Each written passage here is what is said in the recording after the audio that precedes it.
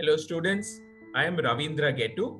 I'm a professor in building technology and construction management. For you to remember, I work on concrete, and some of you might have taken the course on concrete technology with me and probably some other courses. So we bid farewell to a very unique batch of students, those who have completed their final year online. You will remember this year, we will remember you for this for a long, long time.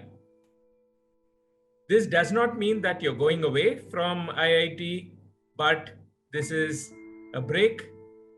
When the pandemic is over, come back and see us. You know where to find us. The Insti is always there, and you should make it a point to keep in touch. Make up for the time lost. Get in touch with your friends, have a get together on campus. Maybe we can have a get together with all the faculty members also. So keep this as a memory that we have bid farewell to you online. We have recorded our thoughts for you, and we care a lot for you.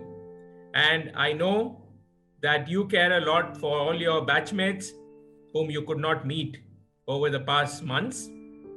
And you want to go with a lot of good memories from the institute. So come back, you can still make those memories. Come back, spend time at the institute, walk around the department, come and chat with us, and we'll be glad to have all of you. So all the best, farewell, and see you soon.